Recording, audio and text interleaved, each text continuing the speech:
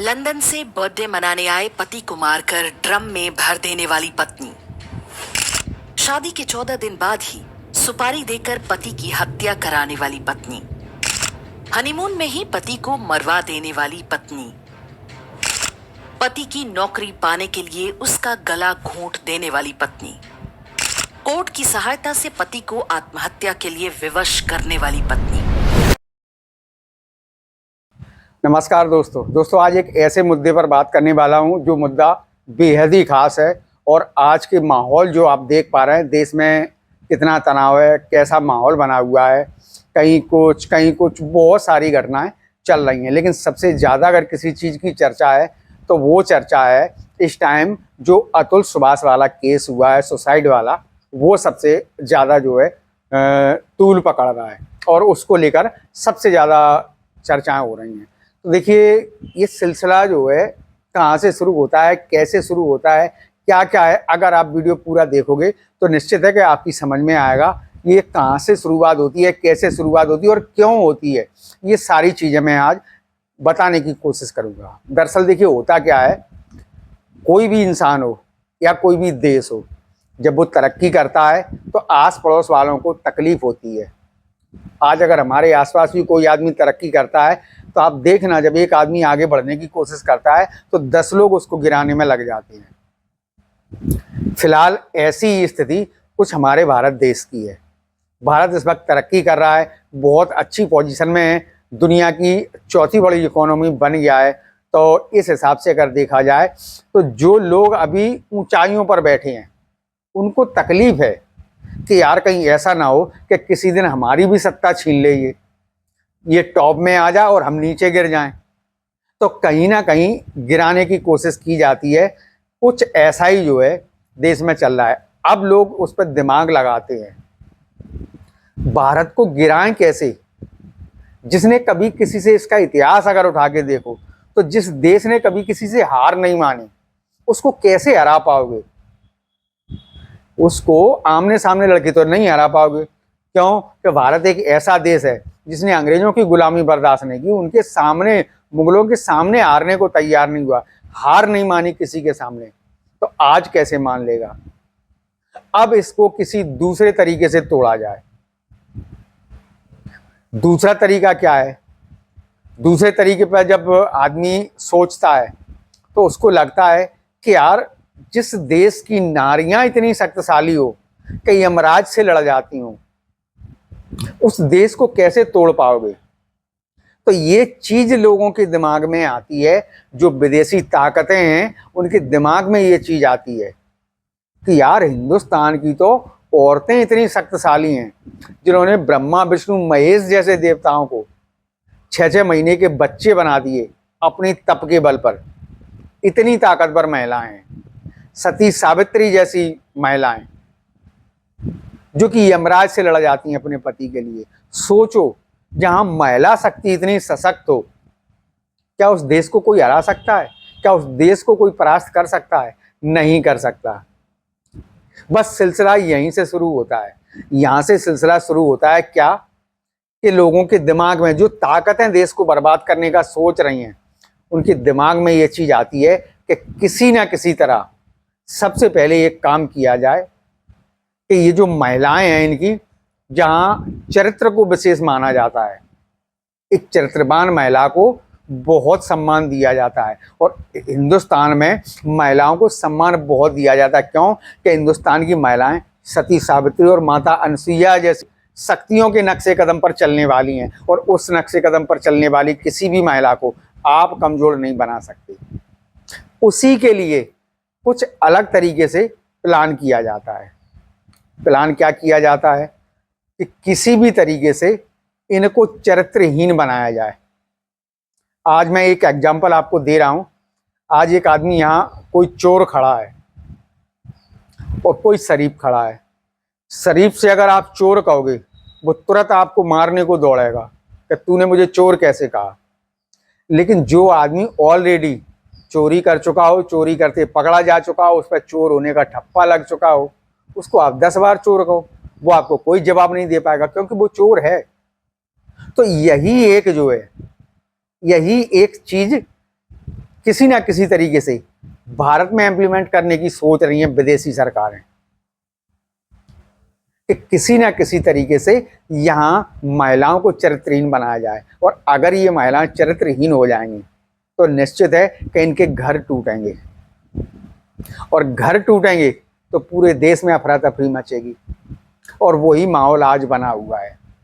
ये सारा कुछ जो कुछ हो रहा है ये पूरा एक षड्यंत्र के थ्रू हो रहा है। इस पर आदमी को गौर करने की जरूरत है। हम सब लोगों को गौर करने की जरूरत है कि ये जो कुछ हो रहा है ये देश को तोड़ने की साजिश है। लेकिन देश को आदमी जब नहीं तोड़ पा रहा है तो उसने घर तोड़ना शुरू कर दिया है।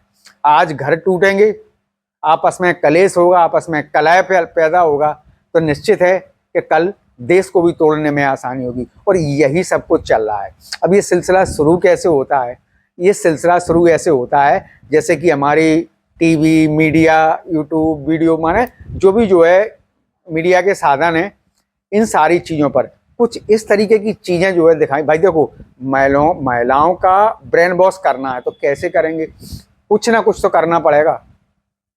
तो क्या हुआ कि ज़्यादातर आप टीवी खोल के देखो, यूट्यूब पे देखो, मोबाइल पे, सोशल मीडिया पे, जहाँ भी देखो, ज़्यादातर बढ़ा चढ़ा के इस तरीके की खबरें, इस तरीके के शो, इस तरीके की फिल्में, इस तरीके के सीरियल दिखाते हैं जिसमें लगे कि महिलाओं पर बहुत अत्याचार हो रहा है। सबसे ज़्यादा एक ट्रेंड सा चलता है। आप देखोगे किसी भी चीज़ का एक दौर आता है, उस दौर में उस चीज़ की बहुत ज़्यादा चर्चा होती है। जैसे कि एक टाइम टीवी खरीदने का दौर आया था, बड़ा शौक था, हर आदमी के घर में टीवी, हर आदमी के घर में टीवी। आज वो टीवी रखी रखी धूल खा रही है, कोई देख नहीं रहा है। फिर थोड़ा सा ट्रेंड चेंज हुआ तो लोगों ने एलईडी खरीदी। अब लोग बाग सारी चीज़ें मोबाइल पे ही देखते रहते हैं, तो ना कोई एलईडी देख रहा है ना कोई टीवी देख रहा है। तो एक दौर चलता है। तो कुछ इसी टाइप का एक दौर आया कि जिसमें ज़्यादातर आप मूवी देखोगे, मूवी में आपको वही दिखाया जाएगा कि महिलाओं पर बहुत अत्याचार करते हैं पुरुष। अगर आपके टीवी पर कोई सीरियल आ रहा है, महिलाएं घर में काम कर रही हैं, टीवी चला ली, बैठ के देख रही हैं, काम भी कर रही हैं, उसमें भी यही दिखाया जा रहा है कि महिलाओं पर बहुत अत्याचार हो रहा है। एक दौर चला कि आप जहां भी देखोगे सारा कुछ आपको ऐसा ही दिखाया जाएगा कि जिसमें महिलाओं पर अत्याचार हो रहा है। फिर कुछ दिनों बाद थोड़ा सा इसको चेंज किया, थोड़ा सा इसको अपग्रेड कर दिया। तो अपग्रेड में क्या किया कि वो अत्याचार जो दिखाया गया तो महिलाओं के दिमाग में ये चीज घुसा दी कि महिलाओं पर बहुत अत्याचार होता है। फिर महिलाओं ने पुरुषों को मारना शुरू कर दिया। किसी ने अपने प्रेमी के साथ मिलकर मारा, किसी ने कहीं ले जाके मारा, किसी ने जहर खा के मारा, माने कुछ ना कुछ करके तरीके जो है कुछ इस टाइप का दिखाना शुरू कर दिया। तो ये चीज जो है आदमी के दिमाग में डाली गई, ये जो है ब्रेन वॉश किया गया एक तरीके से कि इस तरीके से महिलाओं पर तो इतना अत्याचार होता है। और जब वो दिखा रहे हैं कार्यक्रम इस टाइप का कि महिला बदला ले रही है, तो उसमें ये भी दिखाया जा रहा है कि महिला ने ये सब किया मजबूरी में किया, माने उस पर अत्याचार हो रहा था इसलिए मजबूरी में किया उसने। फिर उसी टाइम सपोर्ट मिलता है कानून का कि कानून ने धाराएं ऐसी बना दी कि जिसमें महिलाओं के लिए 50 ऑप्शन है, 50 नियम है, पुरुष के लिए एक भी नहीं है। पुरुष के पास अगर जो है जैसे कि धारा 498 ये है, एक ऐसी धारा है कि महिला ने अगर कह दिया वही सच माना जाएगा। पुरुष कुछ भी कहता रहे, सबूत भी दिखाता रहे, तब भी कोई फर्क नहीं पड़ेगा, महिला ने जो कह दिया वही सच माना जाएगा। और इस धारा के अंतर्गत लाखों और करोड़ों की तादाद में लोग परेशान हैं। बहुत सारे लोग तो खुदकुशी कर करके मर गए हैं। और उसी धारा के अंतर्गत ये जो अभी ताज़ा केस जो हुआ है अतुल सुभाष वाला, ये उसी धारा के अंतर्गत, हालांकि साथ में और भी 8-9 केस लगे थे, लेकिन मेन यही था जिससे छुटकारा नहीं मिल पा रहा था। तो अंत में उस इंसान ने परेशान हो के खुदकुशी कर ली। तो ये जो सारा सिस्टम चल रहा है, इस सिस्टम जो है देश को तोड़ने के लिए चल रहा है। ये सारा कुछ जो कुछ भी है ये महिलाओं के अंदर आज आप देखो, जहाँ भी देखो कानून ही कुछ ऐसे बना दिए गए, कानून में नियम ऐसे बना दिए गए कि महिला स्वतंत्र है, वो जो चाहे कर सकती है। अब वो उसका गलत फायदा उठा रही है, वो महिला इस चीज का गलत फायदा उठा रही है, शादी करती है। अभी वो देखो, आपने देखा होगा एक केस जो कि 18 महीने वो महिला जो है रही है और उसने 12 करोड़ रुपए मांगा है एलिमनी के तौर पे। अब आप बताइए कि 18 महीने जिस महिला की शादी को हुए एक भी बच्चा भी नहीं है, और आज अगर वो तलाक ले रही है, तलाक अगर मांग रही है, तो उसको 12 करोड़ रुपए चाहिए, बम्बई जैसे शहर में एक फ्लैट चाहिए और BMW कार चाहिए। अब भाई ऐसी स्थिति है तो आदमी के लिए तो कोई ऑप्शन है नहीं, कोई कानून नहीं है, कुछ नहीं है। एक बार अगर किसी महिला ने झूठ भी बोल दिया तो आदमी फंस गया, सारा जीवन उसका बर्बाद है। आप जिंदगी भर में जितना कमा नहीं पाओगे उतना आपसे एलिमनी मांगी जाएगी, यानी कि कमाना तो गया भाड़ में, जो आपके बाप दादा की प्रॉपर्टी थी वो भी आपको बेच के देना पड़ेगी और फिर आप जाके सोओगे सड़क पे। ये स्थितियां बन गई हैं। और इन सारी चीजों से अगर बचना है तो एक ही रास्ता है, सिर्फ एक रास्ता, और वो है शादी ही मत करो, औरत जात से ही दूर रहो। बस यही एक रास्ता है। अगर उसके बगल से भी आप निकलते हो तब भी वो आपको फंसा सकती है, तब भी आपका जीवन बर्बाद हो सकता है। फिलहाल का अगर देखा जाए तो हालात ऐसे ही बने हुए हैं, और ये सारी चीज़ें हैं ये हमें और तुम्हें तोड़ने के लिए नहीं है। ये पूरा जो है नेटवर्क इस तरीके से फैलाया जा रहा है जिससे कि पूरा देश ही टूट जाएगा, और बाद में वही होगा जो बरसों से हमारे बाप दादाओं के साथ हुआ। हम भी उसी दुनिया में पहुंच जाएंगे, हम भी फिर उसी वही ज़िंदगी जिएंगे जो गुलामी की ज़िंदगी उन लोगों ने जी, हम भी जिएंगे। आज भी क्या है, ट्रंप जो तानाशाही दिखा रहा है कि भारत जो करेगा मेरे हिसाब से करेगा। भाई क्यों करें हम तेरे हिसाब से? तेरे हिसाब से क्यों करें? तू है कौन? वो तेरे हिसाब से क्यों करें? देश हमारा है, सरकार हमारी बैठी है, जुडिशियल सिस्टम हमारा बैठा है, जो करना है हम अपने हिसाब से करेंगे। पर ये एक ऐसी स्थिति है, फिलहाल अगर देखा जाए तो ये एक ऐसी स्थिति है जो बहुत ज़्यादा विचार करने वाली है। अगर ऐसी स्थितियां रहती हैं, देखिए सबसे बड़ी चीज़ क्या होती है, कुछ चीज़ें इसमें हमारे वेद शास्त्रों के हिसाब से जुड़ी हैं, कुछ चीज़ें कानून के हिसाब से जुड़ी हैं, और कुछ हमारे सामाजिक जो परंपराएं हैं, रीत रिवाज हैं, वो सारी चीज़ें भी इसमें जुड़ी हैं। देखिए कानून ने भले ही महिला को आज़ादी दे दी कि एक महिला आज़ाद रह सकती है, लेकिन शादी को, विवाह एक पवित्र बंधन माना जाता है। इसमें एक शब्द जुड़ा है, बंधन। विवाह एक पवित्र बंधन माना जाता है। पवित्र बंधन का मतलब ये है कि आप जो है, ठीक है कानून आपको आज़ादी देता है, लेकिन कानून आपको आज़ादी ये दे रहा है कि आप घूमो फिरो, जॉब करना है जॉब करो, अच्छा खाओ पियो, अच्छा ओढ़ो पहनो, कहीं आना जाना है आओ जाओ। लेकिन पवित्र बंधन, इसका मतलब ये है कि आप किसी पराये मर्द से संबंध मत रखो।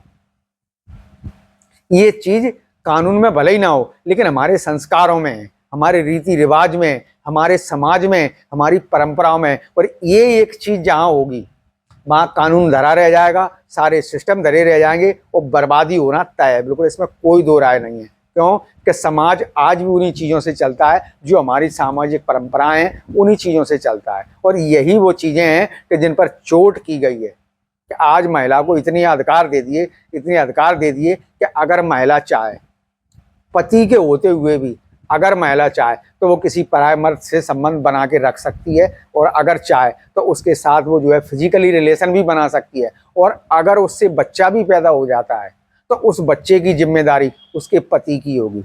जो आदमी सारे मजे मार रहा है उसका कोई मतलब ही नहीं है, उसका मतलब है सिर्फ मजे मारना। जिम्मेदारी उठाना है बाप को, और वो बाप अपनी बीवी से ये कह भी नहीं सकता कि ये बच्चा मेरा नहीं है। क्यों कि पति तो तुम ही हो, और प्रूव करने के लिए आप उसका डीएनए टेस्ट नहीं करवा सकते कि ये बच्चा मेरा है या तुम्हारे यहाँ से का, इसके लिए आप डीएनए टेस्ट भी नहीं करवा सकते हो। जब ऐसे ऐसे अधिकार भगवान भोलेनाथ ने भस्मासुर को आशीर्वाद दिया था, भस्मासुर को आशीर्वाद के तौर पे जो वरदान दिया था कि जिस पे हाथ रखोगे भस्म हो जाएगा, वही स्थिति है कि जिस भस्मासुर को वरदान दिया था वो भस्मासुर स्वयं शिवजी के ऊपर हाथ रखने के लिए आ गया था, उनको ही भस्म करने, जिससे वरदान लिया उसको ही भस्म करने पे तोड़ा था। तो ऐसी स्थितियां भी बन जाती हैं। आज जिस महिला को अबला कह के उसको इतने अधिकार दे दिए, महिला थाना बना दिया, महिला के लिए तमाम महिला आयोग बना दिए, तमाम नियम जो है 50 नियम बना के रख दिए, और आज सारे नियमों का उल्लंघन हो रहा है, सबका गलत फायदा उठाया जा रहा है, सबका मिसयूज हो रहा है। और आज देश के हालात ऐसे बने हैं कि बहुत सारे लोग ऐसे हैं कि जो सोच रहे हैं कि भगवान ये कहाँ से मैं शादी के झमेले में पड़ गया। और हालात अगर आज देखे जाएं तो आप देखेंगे कि देश में हालात ऐसे हैं कि हिंदुओं की जनसंख्या घटती जा रही है, और अगर ये स्थिति रहेगी तो लोग शादियां करना बंद कर देंगे। क्या करेंगे शादी करके? भाई शादी करके क्या करेंगे? निश्चित है शादी करोगे तो कल के दिन तो फंसना है। और जब शादियां करना बंद कर देंगे तो कहां से हमारी आबादी बढ़ेगी? जब हमारी आबादी नहीं बढ़ेगी तो निश्चित है कि आज हम बहुसंख्यक में भले ही आते हैं, लेकिन कल हम अल्पसंख्यक में आ जाएंगे। और एक चीज याद रखना कि हम जैसे ही अल्पसंख्यक में आए, तुरंत जो है हम लोगों की बर्बादी शुरू हो जाएगी। हम भले ही किसी पर रहम करते रहें, पर हम पे रहम करने वाला कोई नहीं है। इस चीज को भाई देखो, मेरे दिमाग में जो था, मेरी सोच जो थी, मेरे समझ में जो आ रहा था, वो सारी चीज़ें मैंने आप लोगों के साथ डिस्कस की हैं। बाकी क्या सही है क्या गलत है, मेरे से बड़े बड़े योग, बड़े बड़े महान पुरुष बैठे हैं सोचने के लिए, पर जो बात विचारनी थी, जहाँ तक मेरे दिमाग में चल रहा था, बस वो मैंने आप लोगों के साथ शेयर किया है। जानकारी अच्छी लगी हो, वीडियो पसंद आई हो, वीडियो को लाइक कर लो, चैनल को भी सब्सक्राइब कर लो, ताकि हम लोग आगे भी एक दूसरे के साथ जुड़े रहें। चलिए मिलते हैं फिर नेक्स्ट वीडियो में, तब तक के लिए thank you all of you.